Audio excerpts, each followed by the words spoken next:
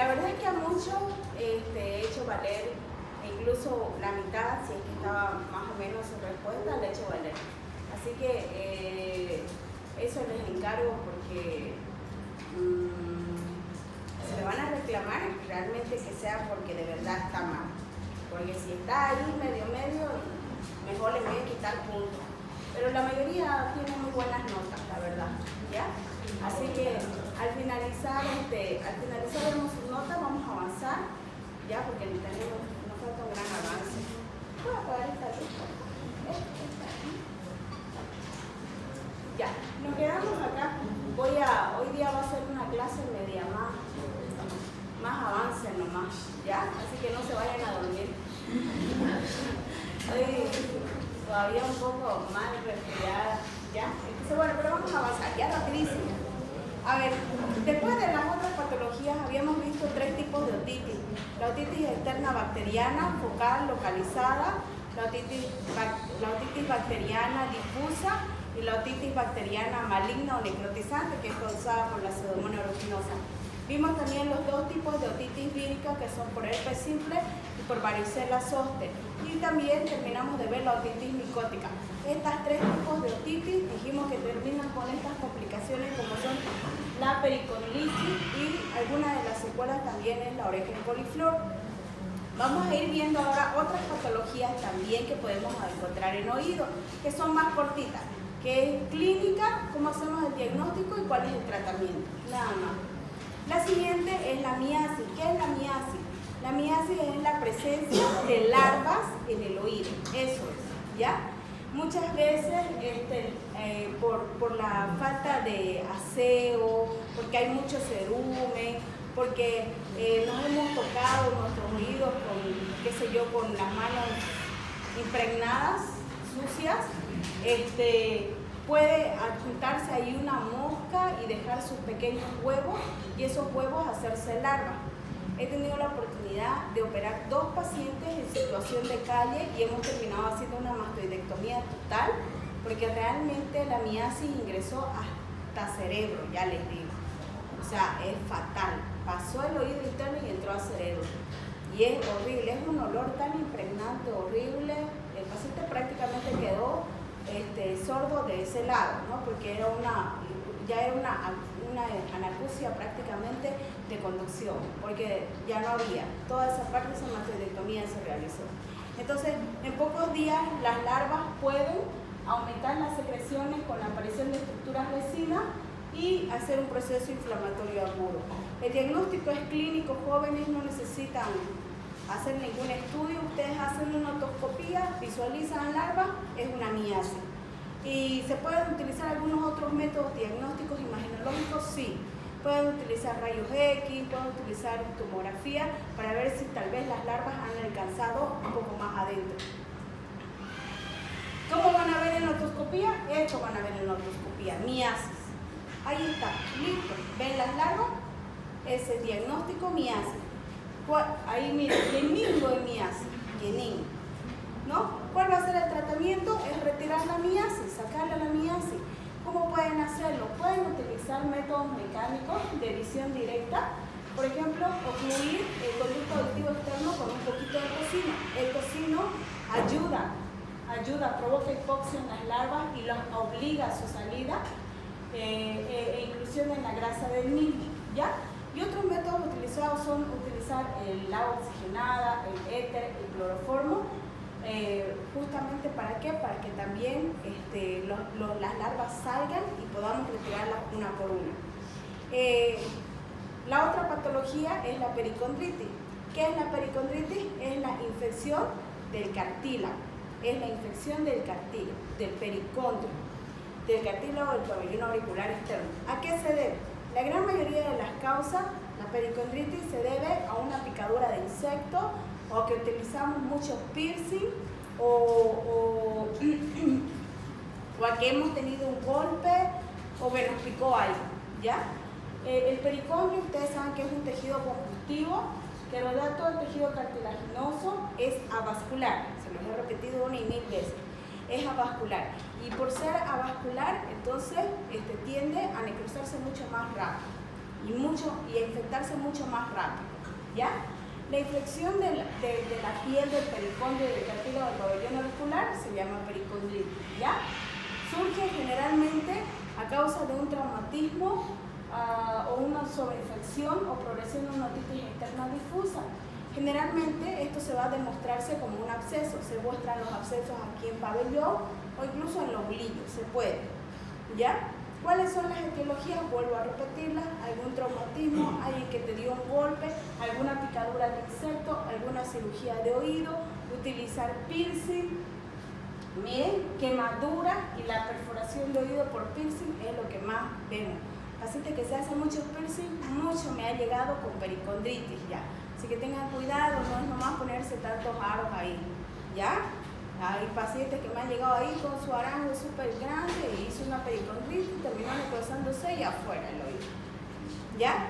¿Cómo sucede? Ustedes saben que es todo cortadura, todo golpe, todo ingreso de la primera capa, que es la piel, es el ingreso de un microorganismo, en este caso la bacteria, en la gran mayoría es el Staphylococcus aureus. El Staphylococcus aureus ingresa, produce un proceso infeccioso, ese proceso infeccioso ocasiona acumulación de pus y la acumulación de pus interrumpe el suministro de sangre en el cartílago. Si esta situación se mantiene, destruye el cartílago y deforma el cartílago produciendo una condritis o lo que comúnmente nosotros conocemos como oreja de coliflor. ¿Cuáles son los signos y síntomas? Obviamente el dolor punzante, te va a doler, está vascular, le falta riego sanguíneo, hay enrojecimiento, hay sensación urente, hay hipersensibilidad en el área afectada, hay edema, hay supuración y hay engrosamiento del pericóndilo, ¿ya? ¿Cómo vas a hacer el diagnóstico? ¿Cómo? ¿Muy rápido? Ok, más lento. Entonces, ¿cómo vas a hacer el diagnóstico? Tú vas a observar. Es sencillo, lo ves, te preguntas, ¿qué te pasó? ¿Qué hiciste? ¿Me picó? ¿Te hiciste piercing? ¿Hace cuándo? ¿Dónde te hiciste el piercing? ¿Ya? ¿Hace cuándo? Entonces el diagnóstico es clínico. Ustedes miran el cartílago, lo revisan, lo palpan, le tocan, le hacen el signo del trago, el signo de la apófisis mastoide. Entonces ven el color, ven si hay equimosis, ven si está caliente, si está frío. Todos esos datos nos van a ayudar a hacer el diagnóstico, ¿ya? Si existe un antecedente de un traumatismo de oído y presenta un enrojecimiento y alta sensibilidad, el diagnóstico es una pericondritis, ¿ya? Entonces es visión directa, nada más, lentito. ¿Cómo vamos a hacer el tratamiento en estos pacientes? Hay que ser rápidos en el tratamiento, jóvenes, porque si nosotros dejamos que pase la situación, el cartílago se necrosa y ya el cartílago necrosado ya no revive, no hay vuelta atrás. Entonces tenemos que utilizar buen antibiótico. Si ustedes apenas lo ven rojito o algo, inicien antibiótico, no tengan miedo, ¿ya? Pueden utilizar la ciprofloxacina, 500 miligramos cada 12 horas por 7 días, como ven ahí, 7 a 10 días, ¿ya? Analgésicos como el ibuprofeno, pueden utilizar 400 miligramos cada 8 horas o 600 miligramos cada 12 horas para desinflamar, ¿ya? Algún analgésico porque al paciente le duele. Si en caso, si ustedes ven que esa zona tiene pus, tiene un absceso que se ha formado, ahí se hace un drenaje. Pero yo preferiría, ya se los digo ahorita, de que los drenajes me lo manden, o sea, nos los manden a nosotros, que somos los especialistas. ¿Por qué? Porque muchas veces me ha tocado que algún médico, no menosprecio la medicina general, pero algún médico de provincia ha hecho un drenaje, no lo ha hecho bien, ha vuelto a hacer otro drenaje y finalmente el pabellón auricular se ha necrosado y eso ya es una negligencia médica. Entonces, por eso nosotros cuando lo hacemos con mucho cuidado y con bastante riego. Regamos bastante solución cristaloide para que reviva, para que no se muera el cartílago, ¿ya? Y iniciamos buenos antibióticos también para poder hacer un buen manejo del paciente. Si en caso, perdón.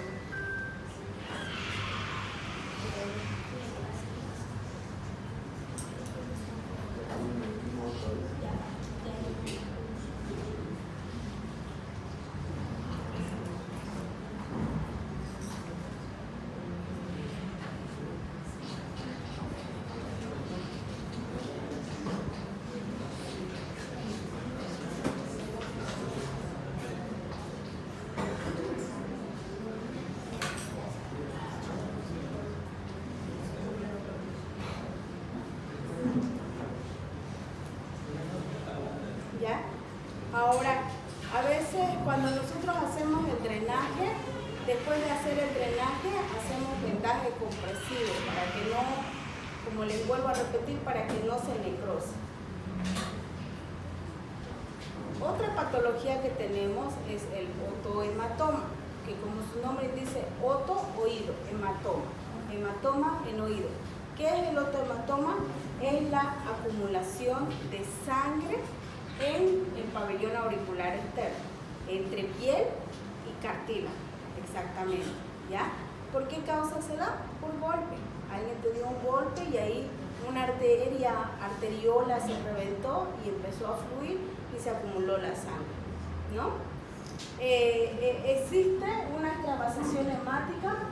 Aquí está la piel, en la parte del cartílago, y prácticamente cuando ha habido un golpe empieza a extravasar sangre y se acumula. Esa acumulación de sangre se llama otohematoma. Normalmente sucede en aquellos pacientes que son boxeadores, en eso. Siempre vienen con su otohematoma. Tienen esa mala manía de dar justo ahí. Parece que saben que es su punto débil. Darle ahí y provocarle su otohematoma en el paciente. ¿Cómo vamos a hacer el diagnóstico? Simple, sencillo. Preguntamos al paciente qué le pasó, te golpeaste, te caíste. También me ha pasado que a veces está borrachito y se cayó y se golpeó. También provoca otohematoma. Me ha llegado mucho a la emergencia eso, ¿no? Estaban borrachitos, se golpeó o alguien le dio un puñete y ya está. Hacen su otohematoma. ¿Cuál es el diagnóstico? Clínico. Tú le preguntas qué te pasó, dónde te golpeaste, quién te golpeó, todo eso. Si vos ves que no hay que confundir dos cosas. Una cosa es un absceso y otra cosa es un otohematoma. ¿Son parecidos clínicamente? Sí. Uno tiene sangre, el otohematoma, y el absceso tiene pus. Pero si tú lo miras, parece lo mismo. ¿Cuál es la diferencia? La diferencia es el tiempo de evolución. El tiempo de evolución y los factores o los antecedentes del paciente. Si el paciente te ha dicho que ha tenido un golpe, es un otohematoma. Pero si el paciente te ha dicho, no, ha tenido un golpe, pero se ha vuelto rojito y ya empezó a aumentar de tamaño, ya voy 4 días y ya recién me está saliendo esto. Ah, no, entonces eso ya es un proceso infeccioso, un absceso. Y la mejor manera de hacer el diagnóstico diferencial es haciendo una mínima punción o aspiración. Tú aspiras, si sale sangre, es otohematoma. Si sale pus, es absceso. ¿Ya? El otohematoma es producido por contusiones, vuelvo a repetir, por golpes contra el pabellón auricular, contra el cráneo, ocurridos en el transcurso de los deportes. Mayormente se da en actos de violencia, determinadas profesiones. ¿Ya? La situación anatómica, la mejor es la parte del pabellón, entre el hélix, el antihélix. Después de un primer hematoma, es muy considerable de que el paciente vuelva a tener varias veces otro hematoma. Entonces, así te den un golpecito, ya se vuelve a formar más rápidamente. Y generalmente, este traumatismo genera microhemorragias subcutáneas que con el tiempo, si el paciente sigue haciendo otohematoma, termina volviéndose en una oreja de coliflor. Así sana, como oreja de coliflor. ¿Ya? La fisiopatología, cuando recién está producido, está constituido de sangre líquida, coágulos, suero, nosotros vamos a ver que esta va a ser brillante, va a ser rojo, o incluso muchas veces equimótico. Equimótico es cuando es medio violáceo, así como él, ¿no? Pueden haber deformidades cicatriciales del pabellón auricular externo. Cuando es agudo, generalmente el paciente va a sentir mucho dolor, vas a poder ver la masa, prácticamente la tumefacción blanda, piel brillante distendida, coloración rojo, violáceo. Y al final, ya cuando es crónico, oreja de boxeador. El otohematoma termina haciéndose una oreja de boxeador con el tiempo, por la cicatrización. Cicatriza así, como oreja de coliflor. El tratamiento que ustedes van a hacer Si ustedes les llega un paciente con un toma, vuelvo a repetirlo, mejor lo derivan nomás con el especialista, ¿ya? Porque hay que tener mucho cuidado con el drenaje. Pero si ustedes se sienten capaces, pueden hacerlo con una pequeña agujita para descomprimir, aspiran y con una pequeña tiza mosquito, aperturan un poquito y comprimen posterior al drenaje, ¿ya? Y inicien siempre antibióticos profilácticos porque como ya está abierta la zona, pueden venirse bastantes bacterias a la zona y producir, de pasar de un otohematoma a pasar a un absceso. ¿Por qué? Porque ya hay un corte, ¿no es verdad? Entonces, ustedes como médicos generales, si les llega este tipo de paciente, denle antibiótico, lo mejor, Cipro 500 cada 12 horas por 7 a 10 días, su ibuprofeno. Señora, va a ir con el otorrino para que la doctora Ibáñez le haga un drenaje de ese pabellón auricular. Se viene conmigo y ya yo le hago su drenaje, ¿ya? ¿Qué otra patología vamos a encontrar en oído? Que es muy preponderante, son los cuerpos extraños. Eso es el pan de cada día, sobre todo en los niños que tienden a meterse cosas en el oído. ¿Qué son los cuerpos extraños? Es la presencia de cualquier cuerpo extraño, insecto, borrador, goma, algodón, cualquier cosa, cualquier pelotita dentro del pabellón, dentro del conducto auditivo externo, ¿no? Los cuerpos extraños son muy frecuentes: el algodón, la arena, el carbón minero, semillas, insectos y bueno, las larvas y moscas y miasis, que también son consideradas como un cuerpo extraño, ¿ya? Pueden ser animados o inanimados.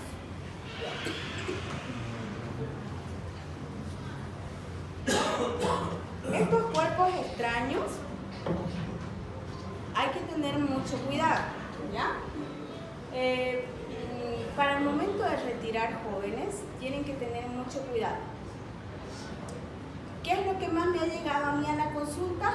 Los niños, que tienden a meterse cositas en el oído. Pero también me han llegado adultos, no hace mucho, una jovencita que fue al campo y llegó casi desnuda a la emergencia y enloquecida porque se le entró un insecto de esa tipo peta fea, grande, con unas garras. Yo la verdad no sé qué insecto es, pero era horrible, grande. No sé cómo se metió a su oído, pero la chica enloquecía. ¡Sáquemela! ¡Sáquemela, doctora! Gritaba. Todo. Chuta casi llegó. ¿Qué estaría haciendo ahí en el campo? Pero así llegó y prácticamente la veo con el otoscopio, no se dejaba ni mirar y ahí se veían las garras. Entonces, en estos pacientes hay que retirar rápidamente, ¿no? El insecto o cosas, ¿no? Y lo que sí llega comúnmente es que tienden a agarrar, no sé qué pensarán, agarran un moldadientes o un palito, le ponen un poquito de algodón, se lo limpian y el algodón queda adentro. Eso es muy común, se queda. Entonces, nosotros lo retiramos, ¿ya? Hay que retirar ese cuerpo extraño. Si ustedes se sienten en la capacidad, visualizando bien con su otoscopio, para eso es el otoscopio. Ustedes se fijan dónde está, revisan dónde está y con una pincita anatómica pueden retirar con mucha calma. No pueden hacer muchos intentos y tienen que tener mucho cuidado, porque si ustedes hacen muchos intentos y no tienen el cuidado, pueden perforar la membrana timpánica. Recordemos que la membrana timpánica es una telita, como del huevo, esa telita, ¿no? Es así, es la membrana timpánica. Entonces, si ustedes lo presionan, lo pinchan, le va a doler al paciente y pueden perforar. Por eso nosotros hacemos con el otoscopio microscópico, que es como una otoscopía guiada en el celular o en la computadora, ¿no? Entonces metemos un pequeño otoscopio y vamos con calmita y lo sacamos, ¿ya? Eso hacemos. Ahora, el diagnóstico es netamente visión directa del cuerpo extraño por otoscopía. Ahí ustedes pueden ver una pelotita y ahí ustedes pueden ver una hormiga. Ahora 9, una hormiga. Ahora toda la membrana timpánica en el medio, una bolita. Aquí también, miren, aquí hay un drenaje. Aquí hay piedritas y aquí hay arena. Es muy común encontrar eso, ¿ya? El tratamiento, vuelvo a repetir, es la extracción de ese cuerpo extraño.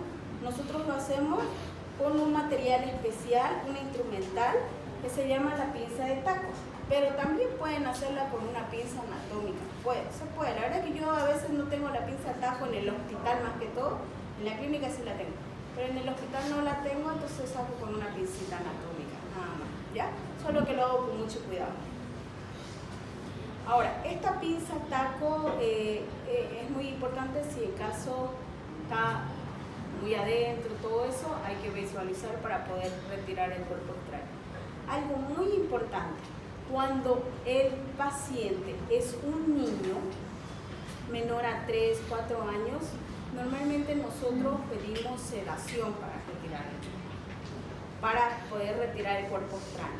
Pedimos sedación. ¿Por qué? Porque los niños no entienden cuando uno les dice que estén quietos, chillan, no dejan de producir nada a su oído. Entonces nosotros sí o sí pedimos sedación. Por eso en niños nunca intenten sacar. No, ustedes en niños no, porque los niños no entienden estar quietos. Entonces, si ustedes al quererle sacar pueden perforar la membrana timpánica y ahí sí que le van a provocar un daño para toda su vida y eso es negligencia médica. Entonces no lo retiren, mándelo al hospital, mándelo con el especialista y que sea bajo sedación. Niños, desde niños bebés hasta los 3 a 4 años, todo cuerpo extraño debe ser retirado bajo visión directa y con sedación, no así. En el adulto tú le puedes decir, joven, se va a quedarse quietito, le voy a retirar. Ellos hacen caso, pero los niños no hacen caso. Y tú le perforas la membrana, ya fuiste. Le vas a provocar un daño bien grande, se va a quedar sordo para toda su vida. ¿Ya? Si se trata de cuerpos extraños animados, previamente hay que anestesiar. Yo siempre les coloco un poquito de lidocaína al 2% y los traigo con la pinza taco. ¿Ya? Hay que tratar con... Posterior a ello le doy gotitas ópticas de ótico para que no le duela, porque también queda dolorida toda la zona. Consideraciones muy importantes que las acabo de decir, pero la voy a leer un poquito. No intentar extraerlo con cualquier herramienta, lo acabo de decir. Yo lo hago a veces con pinza anatómica porque realmente en el hospital no hay la pinza taco. Y entre retirar y no retirar, yo lo hago con mucho cuidado y sí lo retiro. Pero ustedes no lo intenten, ¿ya? Se debe intentar extraer el cuerpo extraño con una torunda de algodón, una cerrilla de bastoncillos con punta de algodón. No provocar lesiones, hacerlo de manera muy delicada, ¿ya? Emplear la gravedad para ello también. Colocar el oído hacia el lado afectado, ¿no? Ahí le colocan al paciente hacia abajo. No hay que hacer eso de golpear la cabeza, eso ya no se hace, ¿ya? Extraer el cuerpo extraño solamente si es visible. Si ustedes lo están viendo, extraiganlo. Si no lo ven, no se vayan a ciegas. Esa es una cavidad muy pequeñita y vuelvo a repetir, pueden perforar la membrana timpánica. Otra patología que es la más común, entonces ya vamos viendo miasis, otohematoma, pericondritis, cuerpo extraño. La quinta sería tapón de cerumen. El tapón de cerumen es lo más común. Todos en nuestra vida, en algún momento hacemos un tapón cerumen. ¿Ya? ¿Qué es el tapón cerumen? Es la acumulación de un cerumen en el conducto aditivo externo. ¿Ya? Ustedes saben que todo el conducto aditivo externo, yo estoy con una otitis media fatal del lado derecho. No puedo ni hablar. La otitis media es diferente. La otitis media es de causa respiratoria. Cuando una persona ha estado con faringoamigdalitis, bronquitis, esas bacterias tienden a irse al oído medio. Y en el oído medio producen una infección. Ya estoy medicada, pero igual, Dios mío, ahora las entiendo a mis pacientes, duele horrible el oído. un dolor muy fuerte. Pero bueno, entonces ya vamos a ver otitis media. Este tapón cerumen es porque todo el folículo, todo el conducto auditivo externo tiene folículos, y esos folículos tienen unas glándulas que son glándulas sebáceas que producen cerumen. Este cerumen todos los días lo producimos, jóvenes. Eso ayuda a lubricar, ayuda a un buen funcionamiento, incluso a un buen manejo del ingreso de todo lo que son los sonidos, ¿ya? Cuando hay mucho, demasiado, cuando hay una persona que produce mucho, porque hay muchos hombres, mayormente hombres, producen mucho más cerumen. Entonces los hombres producen mucho más, no hay un aseo, nunca casi te limpias el oído, se comienza a acumular, ya hace un tapón, ¿ya? La producción de más cera, de la que puede eliminarse fácilmente al oído, a eso está asociado, y la trata de limpiar accidentalmente cuando nosotros muchas veces utilizamos cotonete, en vez de querer limpiar, introducimos más cerumen hacia adentro. Por eso, si lo vas a hacer con cotonete, tiene que ser un buen cotonete. No utilices cotonetes muy económicos, porque la gran mayoría de los cotonetes económicos no tienen fibras de algodón muy estables y se tienden a quedar, se despeluzan y se quedan adentro. Las mejores y que están aprobadas son las de Johnson & Johnson, esas son las únicas, ¿ya? Que ahorita está aprobada por la FDA, por todo. ¿Por qué? Porque sus fibras de algodón que utilizan son estables, difícilmente se quedan. Sin embargo, una paciente o un paciente una vez al año por lo menos tiene que hacerse una otoscopía para poder visualizar bien ese oído, ¿ya? Y ver de que no esté siendo un tapón cerumen. ¿Cuál es el síntoma? Es el dolor del oído. Generalmente sientes que tu oído está tapado, no escuchas bien, ¿no? Puedes tener hipoacusia, tinnitus, llenura del oído, ¿no? Sensación de un oído tapado. ¿Qué es lo que vas a ver? Esto, no ves nada, no ves membrana timpánica, ves ahí un tapón, así como a veces es negro, a veces es café, a veces parece como chocolate, es así, esos colores tienden a ser. ¿Ya? ¿Y cómo te vas a darte cuenta tú, señor? ¿Qué síntomas tiene? Doctora, vengo con el oído tapado, me duele, no sé, ¿qué tengo? Le miras con la otoscopía, le haces tu otoscopía y es visualización directa. No necesitas otro estudio, solo tu otoscopio, nada más. Miras, señor, usted tiene un tapón cerumen, tengo que hacerle un lavado óptico. Eso sí lo van a hacer conmigo. Esta semana que viene vamos a empezar a hacer ese procedimiento, el lavado óptico. Vamos a hacerle un lavado óptico. El lavado óptico todos tienen que saber hacerlo para poder hacer ya sea a su familiar o a sus pacientes, ¿ya? Entonces, la mayoría de los casos, el tapón puede tratarse en casa misma, ¿ya? Se utiliza ablandando con un poquito de aceite Johnson para bebés, gotas comerciales, glicerina, vaselina, las gotas detergentes como peróxido de ayuda a remover la cera. Yo en el tapón cerumen utilizo unas gotitas que son muy buenas, a mi parecer. Si ustedes algún día ven algún tapón cerumen, le piden, ¿ya? Cerumen se llama. Pero si no tiene plata, igual vaselina sirve vaselina. Entonces, ¿qué hacen? Cuando yo lo veo y veo que está con un tapón cerumen, le pongo 2 gotitas de cerumen y le digo, señor, de aquí a 1 hora o 2 horas le voy a hacer su lavado óptico. Preparo mi suero, lo caliento a 1 grado, porque eso es con grado, ya les voy a explicar en la práctica. Tiene que estar caliente, no caliente ni fría, tiene que estar el agua tibiecita, bien. Y hacemos el lavado óptico. Se hace una irrigación, se realiza una temperatura ambiente. ¿Qué hago yo? Yo, suerito de 500 ml, lo coloco en el microondas 1 minuto generalmente 1 minuto agarro la temperatura que quiero, pero a veces cuando no tengo microondas, estoy en el hospital que no hay microondas, agarro un zorrito, lo pongo en baño María, hago hervir agua, lo pongo en baño María y ahí lo pongo en mi suero y prácticamente mido la temperatura para poder hacer el lavado óptico. Hago mi otoscopía, eso lo voy a mostrar en la práctica, con una jeringuita de 20 ml, saco el suero y empiezo a lavar. Irrigo con fuerza hasta que caiga ese tapón cerumen, ¿ya? Pero antes de eso vuelvo a repetir, coloco 2 gotitas de cerumen.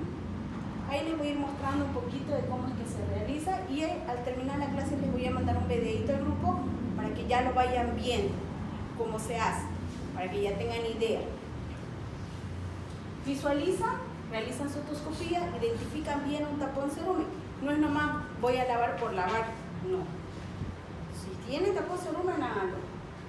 Podemos ver ahí el tapón cerumen, no se ve membrana timpánica, se ve una bolita, nada más. Ya, eso. Y hacen el lavado óptico. El lavado óptico lo vamos a ver conmigo al finalizar la clase. Voy a mandarles un video y la próxima semana ya vamos a iniciar. Tienen que hacer grupos de 5 o 4 y me tienen que mandar al grupo. Y van a llevar por grupo un suero fisiológico de 500. Cada uno debe llevarse una jeringa de 20 cc. En grupo, por grupo, un paquete de gas. De gasas de estas chiquititas, 3 pesos, 4 pesos. Y cada uno debe traerse guantes, no estériles, nada más. Y cada uno su otoscopio. Ese es el material que deben traer la siguiente semana en grupos de 4, no más de 4, máximo 5, para la parte práctica, para que podamos hacer el lavado óptico en la clínica. Ya cuando sea nuestro finalizar, ahí vamos a hacerlo en la comunidad a los pacientes. ¿Ya? Si nosotros encontramos un paciente que tenga, le vamos a hacer lavado óptico. ¿Ya? Y ahí ya su examen. ¿Ya? Ahí ya con el paciente su examen. Ahora vamos a pasar a oído medio. Todo lo que hemos visto hasta ahorita era solo oído externo. Patologías hasta membrana timpánica. Entonces, volvemos a repetir, ¿qué patologías vimos? Otitis bacteriana focal, otitis bacteriana difusa, otitis bacteriana maligna o necrotizante, otitis micótica, otitis vírica por herpes simplex, varicela zoster, miasis, cuerpo extraño, pericondritis, autohematoma, tapón cerumen. 10 patologías de oído externo. ¿Ya? Ahora vamos a ver oído medio. Y con esto vamos a terminar y la próxima clase terminamos oído interno y listo. Ya ahí está, ahí es oído. Es lo más largo, les dije, ¿no ven? La otitis media aguda es ya desde la membrana timpánica hasta la ventana oval. En esa caja timpánica donde están los huesecillos, ese es el oído medio. Si nosotros recordamos anatómicamente este oído medio, dijimos que es una zona cerrada y que la única puerta de entrada era nuestra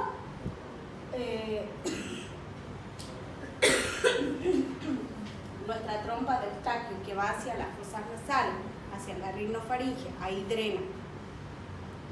Cuando un paciente tiene un resfrío, ya sea vírico, bacteriano o una faringoamigdalitis, esas bacterias generalmente tienden a subirse y a irse al oído medio y producir una otitis media, ¿ya?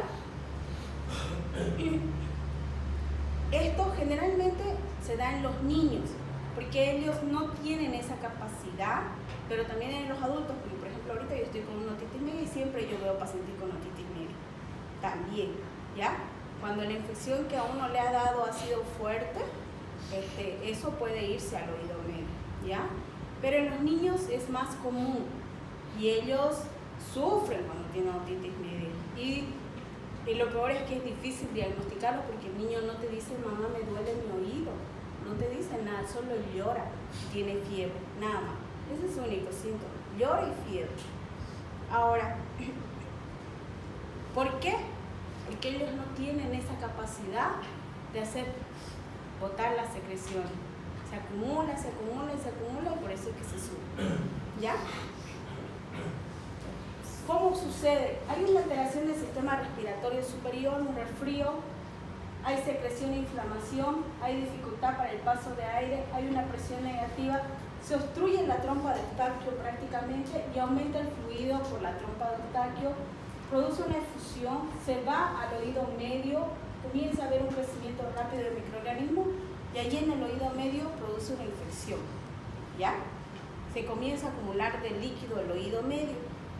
Primero, líquido seroso, pero si el paciente no recibe tratamiento, líquido purulento. Y si no recibe tratamiento, se perfora la membrana timpánica, pero por algún lado tiene que salir esa pus. ¿Ok? Entonces, esta, vuelvo a repetir, es una patología, una de las principales que está presente en los niños de 6 a 18 meses y luego de 4 a 6 años. Y esta predisposición, vuelvo a repetirla, se da generalmente por dos razones. Uno, porque el sistema del niño inmunológico no está maduro en su totalidad. Y dos, porque automáticamente la tuba auditiva es un poquito más ancha, más corta y horizontal, permitiendo el ascenso de los microorganismos desde la faringe hasta el oído medio, facilitando de que se vaya al oído medio. Pueden haber diferentes individuos, se debe a la edad, al sexo masculino, a la predisposición genética, pacientes que tienen antecedentes de alergia. Yo, por ejemplo, a esta edad recién estoy sufriendo de alergia, que antes de niña no utilizaba. Y ustedes ya, los que han hecho fisiopatología, saben que la parte de alergia, asma, es un desorden prácticamente que se puede dar en cualquier momento de tu vida. Pero, por ejemplo, en mi vida yo nunca he tenido alergia a los aros ni nada de eso, pero ahora de mayor tengo alergia a todo. Alergia al cambio de clima, alergia al polvo, alergia a todo. Entonces, hay una predisposición genética que se puede manifestar en algunos pacientes. Anormalidades craneoencefálicas, adenoides presentes, paladar hendido, síndrome de Down y fibrosis quística. Mucho hace el hacinamiento cuando hay guarderías, el bebé está en guardería, no está bien cuidado, las niñeras o las nanas no se lavan las manos, entonces puede pasar. Infecciones respiratorias superiores frecuentes y hábitos tabáquicos. Si ustedes fuman, por favor nunca fumen al lado de sus niños porque eso les va a alterar la parte de la vía respiratoria, haciéndolo pasar prácticamente a un fumador pasivo. Ustedes saben que aunque yo no fume, pero si mi papá y mi mamá fuman, soy una fumadora pasiva. ¿Ya? ¿Cuáles son los microorganismos implicados? En los niños, en los neonatos, la E. coli y el Staphylococcus aureus. Menores a 14 años, el neumococo, el Haemophilus influenza, la Moraxella catarrhalis, el Streptococcus beta hemolítico, y mayor a 14 años, el neumococo, el Streptococcus beta hemolítico y el Staphylococcus aureus. La clínica. La clínica es de estas jóvenes. Hay una otalgia intensa, sumamente muy fuerte, el dolor del oído, duele, punzante. Hay otorrea, no tengo otorrea, ya me revisaron, pero duele mucho. Puede haber náuseas, puede haber vómitos, puede haber fiebre, anorexia, irritabilidad, sensación de ocupación y generalmente sordera. No estoy escuchando muy bien con este oído. ¿Ya? Esta otitis media pasa por 3 fases, ¿ya? Que es pregunta de examen. La primera es la fase hiperémica, luego tenemos la fase exudativa y luego tenemos la fase de resolución. ¿Cómo comienza la hiperémica? La hiperémica es esto, ¿ya? Cuando la caja timpánica comienza a llenarse de fluido y esa manifestación de esa llenura de fluido se manifiesta como una membrana timpánica roja, eritematosa, abombada, eritematosa y abombada. ¿Tú qué vas a ver? Una membrana timpánica congelada. exhaustiva. A nivel del mango del martillo, aumento de la vascularización en toda la periferia. Esa es la imagen que vas a ver. Es una otitis media hiperémica. La fase exudativa es cuando tú ya ves que hay líquido allá adentro, ¿ya? Muchas veces se abomba mucho más la membrana timpánica, pero tú ya ves nivel de líquido. O sea, ya ves que ahí adentro hay líquido, ya no es transparente, es amarillito, es ceroso, ¿ya? ¿Por qué? Porque hay un escape de suero, de fibrina, de glóbulos blancos, glóbulos rojos, polimorfonucleares. Todo eso se acumula dentro del oído medio, ese líquido, ¿no? En la clínica, el paciente va a sentir otalgia, fiebre severa, reacción mastoidea, y en la otoscopía lo que tú vas a ver es una membrana timpánica abombada, engrosada, pero a diferencia de la anterior, esta la vas a ver amarilla, ¿ya? Es amarilla, o un color mostaza, ámbar, le decimos nosotros. Y la última, la fase supurativa o perforativa, es la tercera fase. Cuando el paciente no recibe tratamiento y esa acumulación de líquido, se termina haciendo muchas veces pus, la membrana timpánica explota, revienta, se perfora y comienza a salir pus por la membrana timpánica, ¿ya? Hay una perforación espontánea. Esta perforación como que te crea un poco de alivio a ti como persona en ese momento. Una vez que sale, ojalá que no se me perfore mi membrana, pero crea un poco de alivio del dolor que sientes y comienza a salir bastante otorrea, ¿no? Puede ser purulento o muchas veces puede ser solamente seroso, ¿ya? ¿Y tú cómo vas a hacer el diagnóstico? Con la otoscopía. Ves la membrana timpánica, está perforada. Está perforada. Entonces, esa membrana timpánica se perforó. Ahí ya es la última fase. Entonces, fase exudativa, rojito, abombado. Fase hiperémica, rojito, abombado. Fase exudativa, color mostaza, amarillo, ámbar, con líquido adentro. Y fase supurativa, perforación de la membrana timpánica. ¿Quedó claro, no? Son 3 fases por las que pasa. Y hay una fase de coalescencia también. ¿Qué quiere decir la fase de coalescencia? Que es cuando el paciente ya perfora la membrana timpánica, pero sigue saliendo seroso, purulento, por más de 2 semanas, por la consecuente reaparición de la clínica. ¿Por qué? ¿Por qué? Porque el paciente no está recibiendo un buen tratamiento y porque prácticamente ya no tenemos solamente una entrada que era nuestra trompa de Octavio. Ahora tenemos 2 entradas, porque la membrana timpánica ya está perforada. Y es mucho más fácil que se entren los microorganismos por aquí que por aquí, ¿no es verdad? Entonces, esa es la de coalescencia. ¿Cómo vas a hacer el diagnóstico? El diagnóstico es clínico. El paciente te va a decir, doctor, me duele el oído, tengo fiebre, he estado resfriada, hace unas 2 semanas he estado resfriada, me he dado una faringoamigdalitis y ahora me duele mucho el oído. Hay ausencia de fusión, puedes pedir también audiometrías, no la van a saber lecturar, no la pidan. Ya las audiometrías generalmente la pedimos nosotros para ver si hay hipoacusias conductuales. Y a veces pedimos tomografía para ver si no hay algún compromiso también cerebral, porque muchas veces esto se puede hacer también un absceso adentro.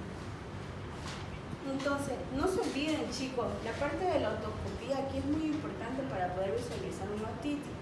Vuelvo a repetir, la fase hiperémica, abombado, rojito. La fase exudativa, color ámbar, mostaza y con líquido adentro. Y la fase ya perforativa, ahí se ve un poquito, a mí se ve mejor.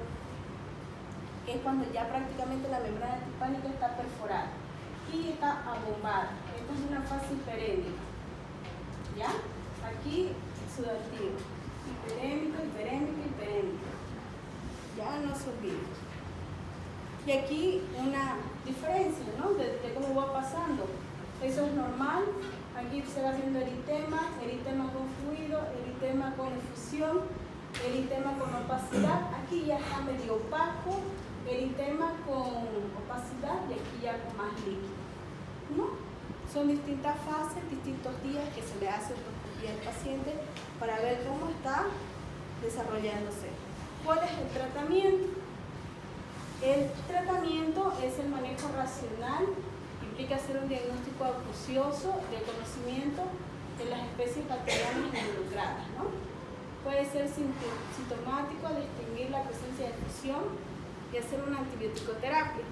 Utilizamos la amoxicilina con ácido clavulánico y la cefalosporina de segunda o tercera generación. Creo que voy iniciando. Amoxicilina más ácido clavulánico es lo mejor. Una tableta cada 12 horas por 7 a 10 días. Es carito, pero es bueno.